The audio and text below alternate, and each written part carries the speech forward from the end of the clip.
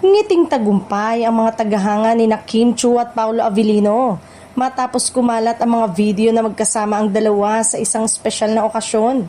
Agad itong nagpasaya sa kanilang supporters na matagal nang umaasang makita silang mas madalas na magkasama, lalo na sa mga personal na selebrasyon. Tila natupad nga ang hiling ng mga fans na magkaroon ng mas intimate na birthday dinner si Kim. Yung tipong piling-pili lang ang mga taong malalapit sa puso niya ang imbitado. Iba pa ito sa engranding showbiz party kung saan halos lahat ng kaibigan sa industriya ay present. Kaya naman, mas naging espesyal ang gabing yon dahil mas ramdam ang pagiging pribado at personal ng selebrasyon. Nakakadagdag kilig pa sa mga tagahanga ang detalye ng menu sa naturang dinner.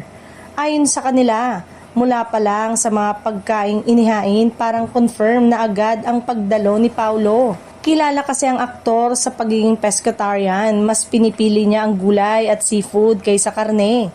Kaya swak na swak sa kanya ang mga inihahandang putahe. Sa video na ibinahagi ni Jake Galvez, makikita ang mga pagkain tulad ng pink salmon and tequila cream sauce at grilled cauliflower at broccoli. Hindi man diretsang ipinakita ang buong eksena, sapat na ito para mapansin ng fans na tugma sa lifestyle ni Paolo ang handaan, lalong-lalo na nagpatibay sa kanilang hinala. Mas lalong kinilig ang netizen nang lumabas ang isa pang video kung saan kitang-kita ang masayang ngiti ni Kim habang katabi si Paolo sa dinner table. Hindi may tago ang saya ng dalawa at para sa fans, malinaw na may espesyal na koneksyon ng kanilang samahan. Isang simpleng eksena pero punong-puno ng kilig.